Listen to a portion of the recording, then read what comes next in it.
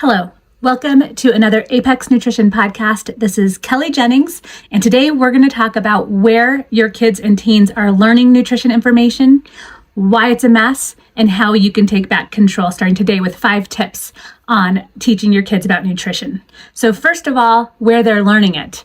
They're learning it from social media, or their friends who are also learning it from social media.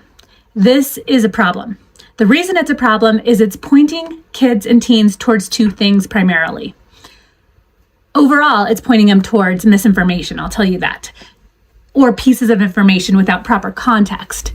But the 2 ways I'm seeing this play out mostly is one, either eating junk foods. There are studies that show that the more kids watch social media, the worse they eat as far as highly processed sugary foods, sodas, energy drinks, things like that. That's one problem. But I'll be honest, in the last maybe year, what I see more is diet culture. I see more and more girls who are teenagers doing cleanses, who absolutely do not need to do cleanses or intermittent fasting. I see more girls looking at, hot girl, skinny girl summer and not eating. And these are athletes. These aren't just someone who maybe doesn't burn as many calories and doesn't need it. Here is the issue. Teenagers are largely forming their eating habits now for the future. It is hard to undo these later. Teaching good habits is the way to go because those are hard to undo too. Good habits or bad habits, habits are established. But the other thing is you can really wreck yourself during your teenage years. For one, you're growing usually.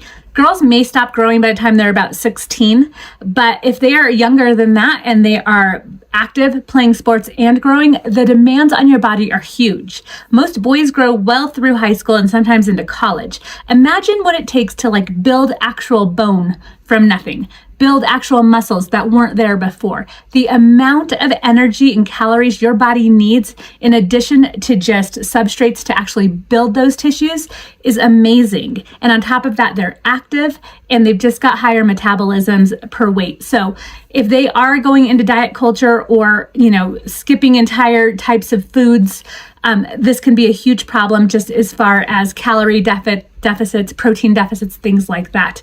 As far as disordered eating goes, kids and teens who fall into disordered eating can really change how their metabolism plays out for years, decades to come. Their fertility, their hormones, the teenage years are crucial for hormone establishment as far as girls' cycles and fertility. As far as boys, this is when they've got the most testosterone and can build muscle and grow. And so any sort of nutrition deficit can really impact this prime time, season of their life for growth and for maturing certain systems in your body. So the last people on earth you want to tell your kids how to eat are those influencers on social media, unless it's me, of course. So point them my way. But really, the misinformation is, I would say, at least 2 out of 3 things that I see on social media are wrong. They're usually either clickbait or, what influencers want is to either sell you things or to get clicks and likes. They are not going to do that with plain Jane old, healthy eating sort of posts and content. They are going to do that with sensationalism, with extreme stuff, with selling stuff, with making promises that aren't true. This is not where your kids should be getting their information. So I've laid the foundation of this talk down. Of course, I'm on board with the less social media overall, the better. But as far as nutrition goes, be aware of who they're listening to. And then take the narrative back. Here are 5 ways that you can take the narrative back and start teaching kids yourself. Even if they're, older teens, 16, 17, you can do it. They will listen. This is how you can take it back 5 ways every day. Okay, the first thing.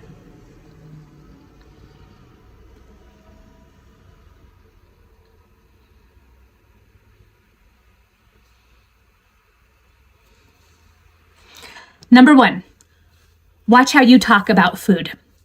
Do your best to always talk about healthy foods, especially in a positive manner. The way you do this is that you present healthy foods and you present them to your kids as things that nourish, heal, Energize your body. Speak in terms of energy. Speak in terms of health and nourishment. Speak in terms of recovery and healing your body. Help them equate food with energy and nourishment. One way to do this is to teach them that calories are simply units of energy. That's what they are in chemical terms. You need more calories during the day while you're doing all your stuff, and then to recover at night with healthy foods as well. You need energy to do what you want to do. Therefore, you need food to do what you want to do.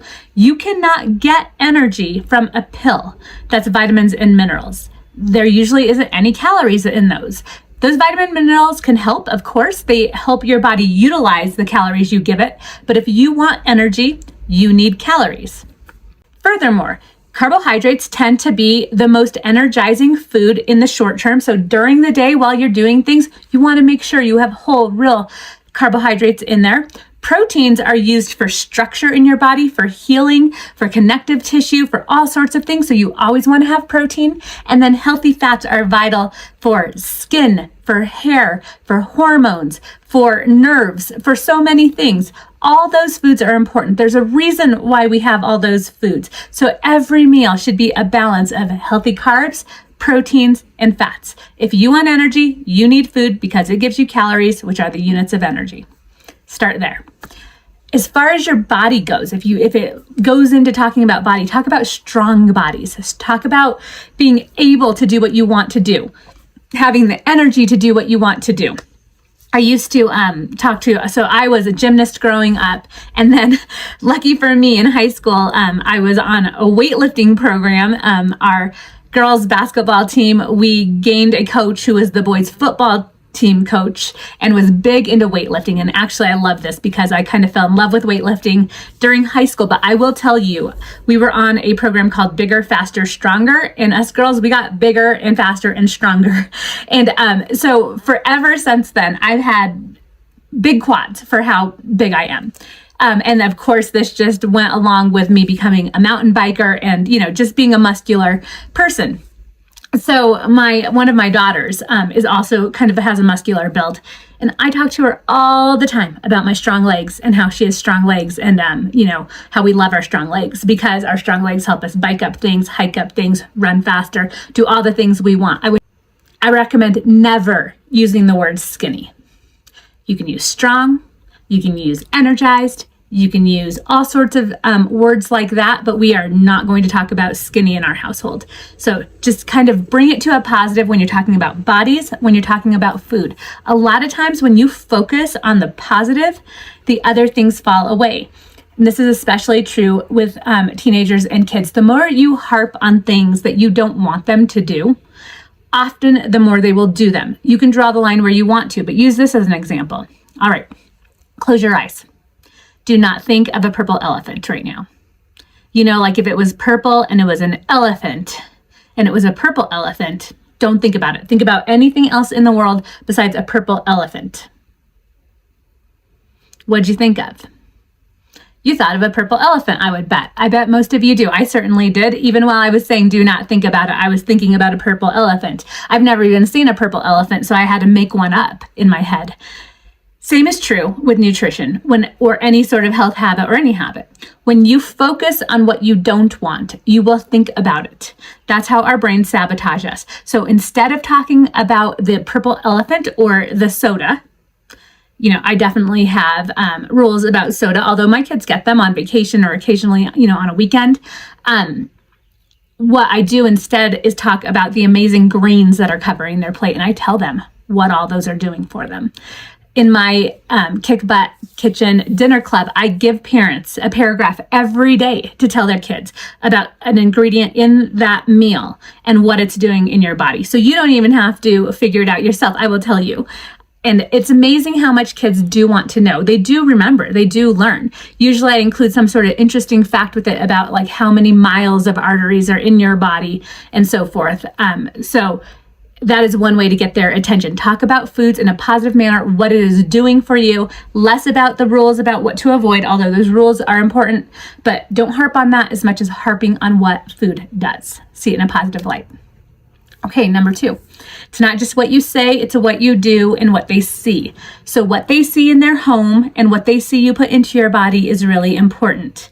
The more you can stock your fridge with good foods, the better. And I know food is super expensive right now. Do your best. Carrots are not expensive. Get those in there.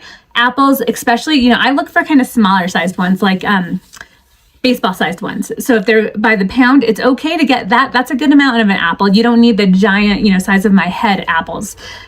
Put those in the fridge. Anything you can think of that is healthy. Encourage water.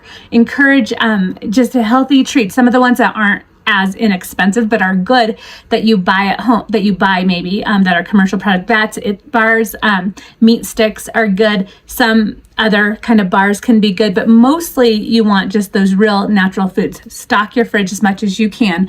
The good thing about things like carrots and apples too is they don't go bad as fast as berries.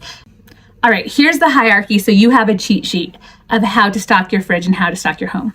The best and first category are going to be single ingredient foods. So that just means an egg has a single ingredient, an apple has a single ingredient, a carrot has a single ingredient, meat has a single ingredient, yogurt might have like 2 ingredients, but one's the healthy bacteria. And so I think that's pretty close to a single ingredient. Cheese stick usually will have a single ingredient or just a handful. So that would be the next one. The second criteria, or a second tier, I should say, of healthy foods are foods that might have more than 1 ingredient, but they're all single ingredients put together. So things that you recognize, if that makes sense. This can also be baked goods at your home. So homemade foods. For example, I make sourdough bread.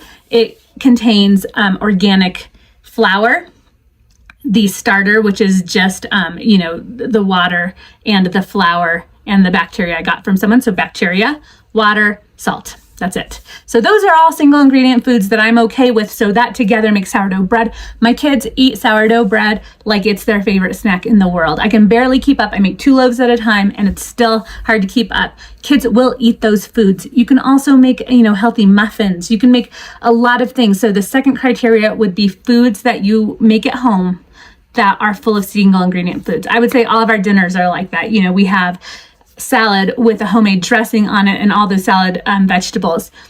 Meat with a sauce that's made out of single ingredient foods, something like chimichurri or something like that.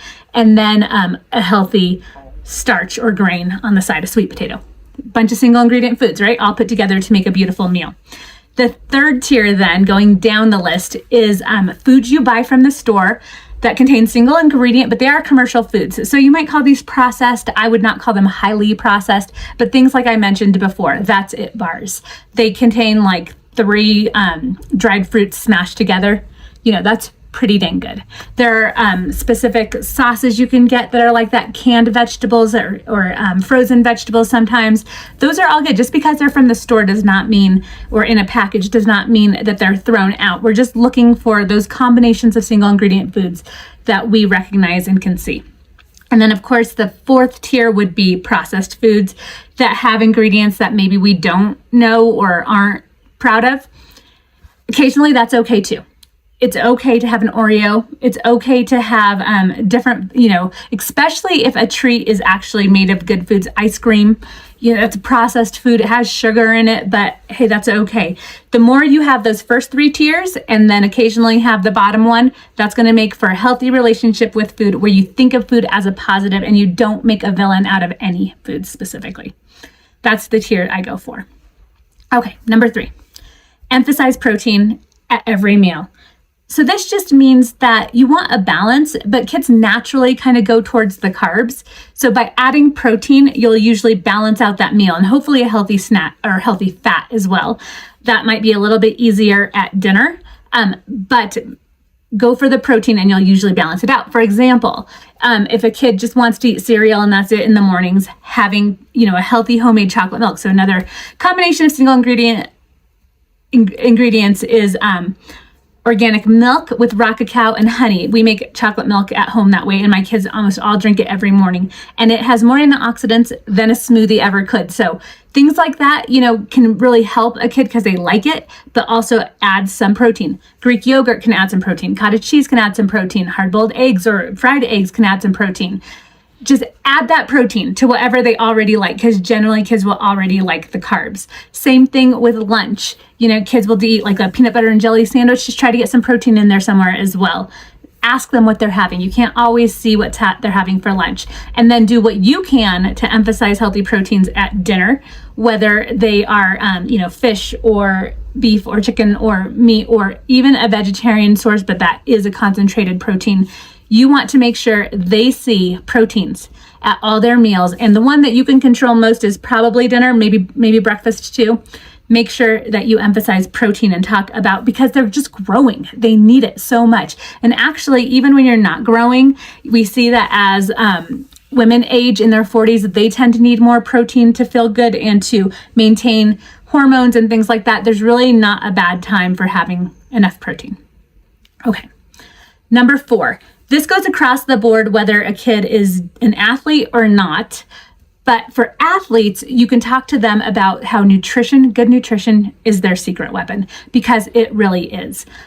A lot of teen athletes get out there and train. I'd say less than half dial in their nutrition. The thing about it is, let's say you go through the day hardly getting enough to eat, and then you don't add training fuel before it. So you're not giving yourself those usable carbs and hydration before it, and you certainly don't add it during.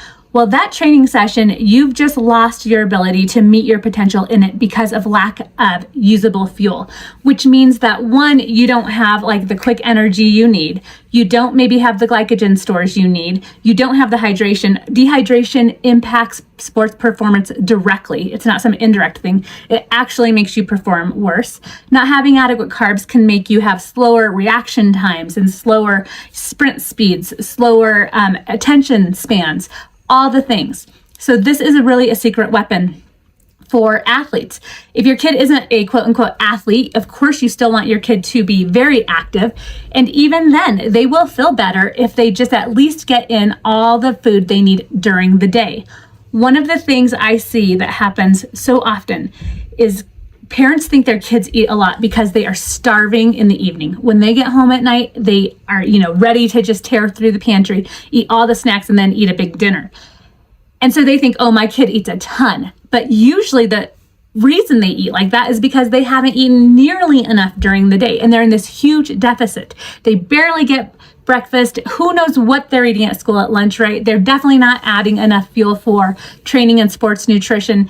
And so they're in a huge deficit. And in fact, there are studies that show that, in the sample studied, that more than 50% of high school teen rugby players were getting like 1,600 too few calories per day. That high school volleyball players were only getting 60% of their calorie needs in a day. It's across the board if you studied teens, and I can tell you just from talking to them that most teens who are just going along and have not been taught how to do this right are getting, half to 2/3 as many calories as they need.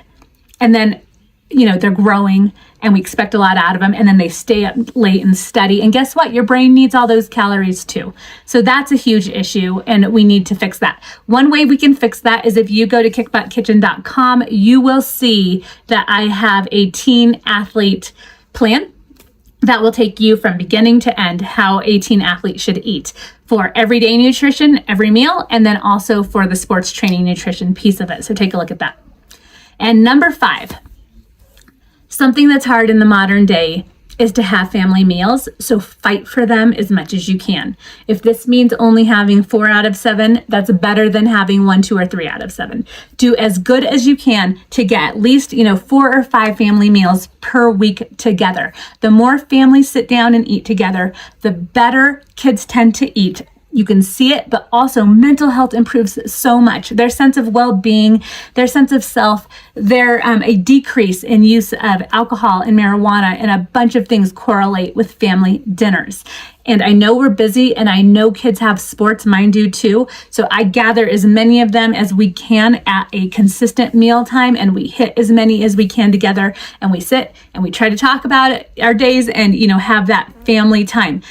To be honest, the mental health part of it isn't even about the quality of the food. It's the sitting down together without distractions, without phones. But as a dietitian, I will tell you that kids are often needing good nutrition at the end of the day. So that plate should look like vegetables, greens, every day, even if they don't love them. Get in the habit of teaching your kids that they don't have to love every single piece of food that goes in their mouth. It's okay to eat things just because it's good for you. So greens, protein, and some sort of carbohydrate and a grain. Now, you've probably heard me say before that if you are an adult who wants to maintain a lean weight, because see, we are different than the teenagers. Our metabolisms have gone down a bit. We have different hormonal things going on, and you should eat according to what your body needs. So I teach for adults, if you are trying to lose weight, or if you are just trying to maintain a lean weight, a good way to go is to skip that carbohydrate like 5 days out of the week at night. But when you use this plate model where half the plate is vegetables and then a quarter is for all that protein and then a quarter is for the starch or grain, it's easy just to take that out of yours and everyone can eat according to their own needs. So that's an aside. As far as dinner goes, I want to help you.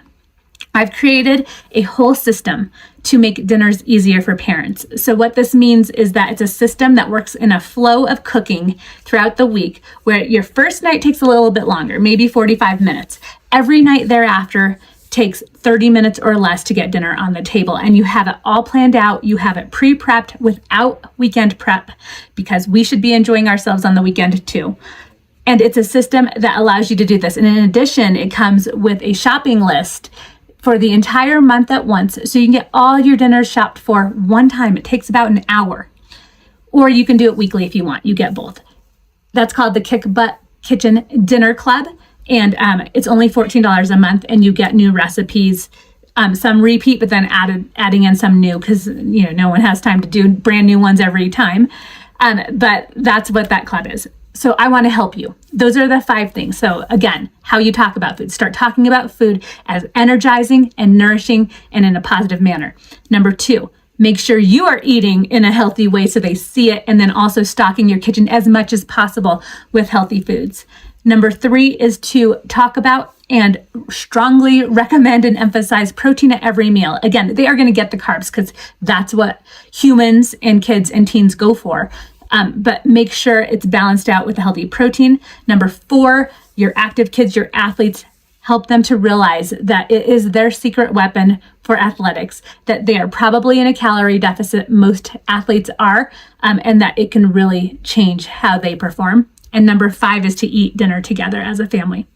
So that is it. If you aren't on my Nutrition Bites newsletter, make sure you go to kickbuttkitchen.com and sign up there, because this is all written out for you with the studies and citations there if you want that sort of thing. But as always, I'm so happy that you've joined me again here, and I hope you check out the website and see what all I offer and how we can work together to make you and your family and your teens and your kids as healthy as possible. So thanks again, and I'll talk to you soon. Bye.